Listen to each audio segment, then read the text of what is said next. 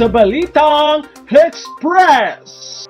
Narito ang mainit na tapatan ni Senator Sen.Imee at Senator Pia Cayetano sa loob ng Senado. Panoorin ang buong detalye sa video nito. Mr. President, for the information of the body, I'll repeat what I said because I think it was quite noisy earlier. So earlier this morning, there was a hearing held by the Committee on Economic Affairs, chaired by Senator Sen.Imee on a resolution inquiring in aid of legislation into the effectivity of the investment promotion agencies and its corresponding incentive regimes in generating revenues, creating jobs, and providing business opportunities for the people. Mr. President, dear colleagues, I think everyone knows that Committee Report number 50 is SITIRA, which is on the floor. So I'd just like to pose my question to the body and ask that if a subject matter is already taken up on the floor, have we changed our rules? Are we allowed to have another committee conduct a hearing on exactly the same subject matter in another hearing without even informing the chair, even on a personal level? For the record, this committee is secondarily referred, but we have already conducted numerous hearings on this matter and continue to reach out to our colleagues. We even had a briefing for all the staff of our colleagues, and many of you have sent their staff, and I thank you for the time. So I just posed that question because it is a little bit confusing to this representation that I chair this committee and there will be another hearing the effect of the SITIRA or the tax, the proposed measure by the DOF in another hearing. And if I can, the resolution is available for everyone to see. The whereas clause specifically point to the ineffectivity of SITIRA in addressing the need. So we will have parallel hearings now. That is the question I pose to the body. Thank you.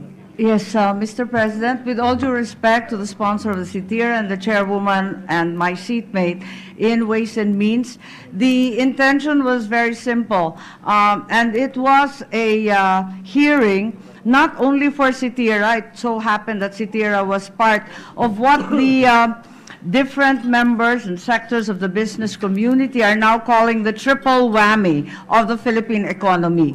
And these are COVID-19, the abrogation of the VFA, and the potential removal of the Philippines under the GSP. And thirdly, their concern and anxiety that on top of all of this, the SITIRA would also be passed in the form that the House has. Unfortunately, the Committee on Economic Affairs has such a wide range of topics under it, given that all items that have anything to do with those that are economic are covered. So I do not want to show any disrespect or overlap or duplication. I simply need to hear from certain quarters who are clearly going to suffer cumulative losses in the export and manufacturing sectors, as well as the BPO and other sectors po. Anyway, the floor was with Senator Cayetano, and I understand she has indeed legitimate concerns because of some bills that are already on the floor. So the Majority Leader, what do you say? Mr. President, unfortunately, there's no explicit ruling on our rules in terms of committees holding hearings on particular topics referred to their committee. The resolution that was filed to the Committee on Economic Affairs was tackling, because if you look at the Committee on Economic Affairs, Mr. President, the scope of the committee is the planning of domestic and foreign public indebtedness and general economic development and coordination, regulation, diversification of industry and investments. So unfortunately for the Committee on Sen.Pia, the resolution really was meant to The find Ways and out Means Committee. the Ways and Means Committee that I guess the effects of Sitira to this particular industries. However, of due courtesy, we have it as a interparliamentary courtesy among our members and respect. We usually do not do any more overlapping so that there's no double discussion of a particular topic. With all due respect po, there has not been... Are you Sorry. done, Majority Leader, before I recognize Senator Marcos? Yes, Mr. President, we can recognize Senator Marcos. All right, Senator Marcos. Yes, thank you very much, Majority Leader. Thank you very much, Senator Cayetano, Mr. President. With all due respect, this had to do with investment policy. And as a result, we also had to tackle the Sitira on the sidelines. I think something of the same nature is occurring with Pogo. Tatlo na yung investigasyon sa Pogo, sabay-sabay po. Yung sa ating women, pagkatapos sa committee ni Senator Gordon na Blue Ribbon, ganun din sa labor.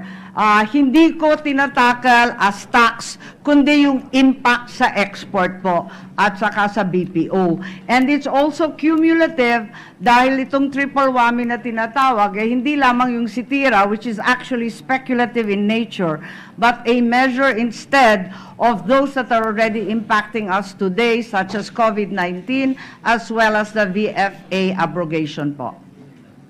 Mr. President, if I may just Senator clarify, Cayetano. I would be very happy to hear the opinions and concerns of our other colleagues. But just to clarify, in the hearing that Senator Marcos conducted, and she may confirm this, specific provisions of the Sitira bill were taken up, including the creation of the FIRB, including the footloose industries. So these were the sunset provision. This is very specific to the Sitira bill that is on the floor.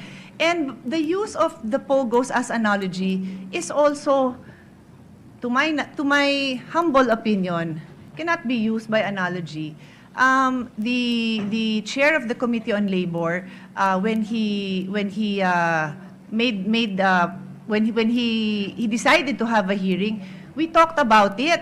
And we discussed that he would, which he did, manifest on the floor that he will not touch on the tax measure because there are pending bills in the Committee on Ways and Means on the tax measure. And it was not even a lengthy discussion. It was a given because, as the majority floor leader pointed out, it may not be in the rules, but it is a practice that we have had time and again. And also for the record, and I would also be very happy to hear the confirmation or clarification by the senator who chairs the Committee on Economic Affairs.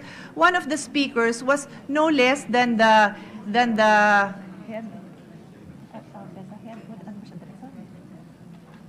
Director General of PEZA, who is known to have been very vocal about her opposition, and who has at some point said that she now support, but I guess she changed her mind. So she is the person who was given the platform to speak there. I don't mind, dear colleagues, you can speak to any resource person, you can invite them to your office, but to have them in a hearing on a matter that is pending on the floor is a slightly different thing, and that is why I would like to have a healthy discussion on this matter, because it's a little bit difficult when I'm chairing a difficult subject matter, and there are parallel hearings going on with resource person who have attended my hearing and have already given their official statements, and I'm not aware that they have changed their positions on it.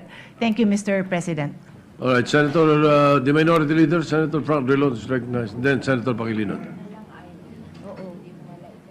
Mr. President, I have been directed by the Majority Leader to express the views of the Majority Leader, Mr. President.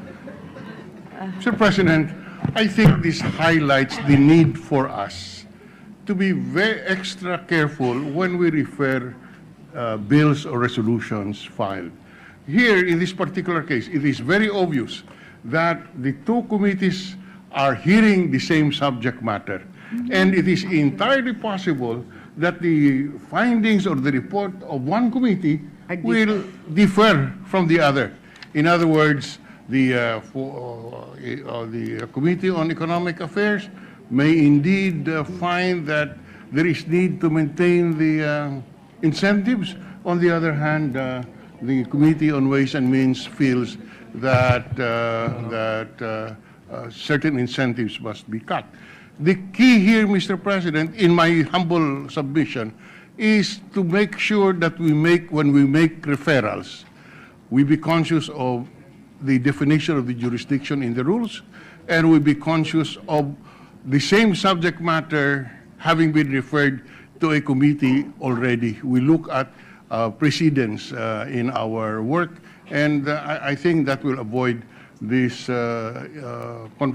confusion. I agree with the chair of the Committee on Ways and Means, Mr. President, that indeed this must be corrected, and we cannot have two committee reports on the same subject on the floor, especially that the findings may in fact be different. We submit, Mr. President, in behalf of the majority leader. Yes, Mr. President, with all due respect to our minority leader, the same subject was not undertaken. This was the subject of export promotion, of trade, and other aspects of our economic development that had little or nothing to do with CITIRA.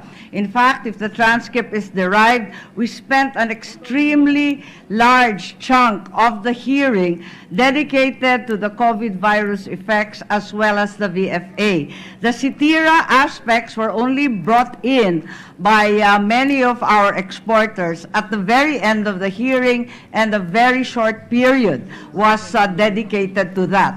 Having said that, Mr. President, I will ask our exporters to keep their complaints about specific provisions in the CITIRA out of the hearing, and instead focus on those threats that already confront them at present, such as the COVID-19 as well as the VFA abrogation.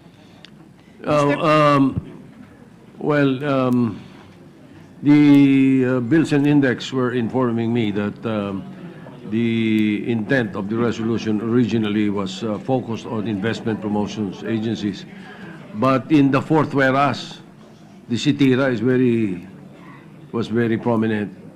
Perhaps that's the reason that the chairman of the Committee on Ways and Means was, and they talk about it. Anyway, Senator Pangilinan, you were seeking the floor. Yes, I'm sure that's the case, Mr. President, but inevitably in economic planning and development, there seemed to be a disconnect in the encouragement of export and trade, and then a CITIRA that to some sectors, with all due respect to both the SOJ as well as the chairwoman, appeared to be contradictory or in conflict with the push towards export for the Philippines po. Mr. President, before we But recognize... to the degree that I can, I will avoid their taking up CITIRA and these specific provisions. Senator Marcos. Thank you very much, Mr. President. May I first begin by apologizing to the chairwoman of Ways and Means. Unfortunately, as the former chairman of Economic Affairs knows, the scope of economic affairs is so wide that even in our rules, the definitions and delineations of jurisdiction are unclear. So that what I shall do, if this arises once again in the future, the CITIRA, may I simply turn over whatever positions there are to the Ways and Means chairwoman, being that they're already in the floor. In the meantime, in the spirit of Women's Day, which was yesterday, I hope that she accepts my personal apology and the failure to apprise her, at least personally, of what could occur during this hearing. You know, I would just like, first of all, I accept the apology of the senator who chaired the Committee on Economic Affairs, Senator Marcos. I accept the apology. However, I have difficulty understanding the explanation that the committee covers a wide range of topics, because if you look at the resolution, there are 5 whereas clauses. The 3 whereas clauses are the background, the citing of the Constitution, what are the IPAs, and what are the jobs of the IPAs, and the last 2 resolutions are very specific on the effect of CITIRA. So, if you are a resource person and you will receive this, obviously the topic is CITIRA. That is all I'm saying. How do you move forward if this is the resolution? How do you say that in the next hearing, and there is one scheduled on Saturday, you will carve out you will exclude the concerns on Sitira. The whole resolution is about Sitira, dear colleagues. What do you want me to do? It's all about Sitira, you know. So and to be specific, and that's why I was very clear in saying I was not in the hearing. I had another hearing with our chairperson, Sherwin Gatchalian. Very specifically, our colleague asked the question to the PEZA Director General, what is their feelings about Sitira, and then after that, she even made a comment that, so hindi pala totoo ang chismis na okay na kayo. So in response to the statements of the leadership that it is very possible to come out with different reports, of course it's very possible. I already told you, I know that the PESA Director General was against Sitira, and then she was on board, and then she was somehow again. So are we just going to have continuous hearings giving her the floor and the others? And then the same question was asked the other resource persons there. Okay ba kayo? Ang DOF, tinanong din, okay ba kayo dito sa sunset provision? So bakit ako nag-aksaya ng panahon ko kung may iba palang mag-hearing? I can very well focus on something else, Mr. President. I am happy to do so. I just do not want to waste my time and this body's time. I would like a clear resolution on this matter. This will happen again and again if this is not clarified very specifically on Sitira. Somebody else can share this if that is the decision, but I just want clarity on this. Thank you. Mr. President and Majority Senator Leader, Marcos. I give my assurance that even if you agree to the Cebu hearing proceeding, I guarantee the chairwoman on Ways and Means that in fact Sitira, to the extent that I can, will be avoided. This was taken cumulatively together with the COVID-19, together with the VFA, and all the other threats that face us, including ASF, Taal, and the need perhaps, as recommended by Senator Gatchalian, for an emergency stimulus package. Maraming salamat po. Mag-aabang po kami sa You're voting. At yan ang ating balita. Maraming salamat sa inyong pagsubaybay. Ito ang Balitang Express.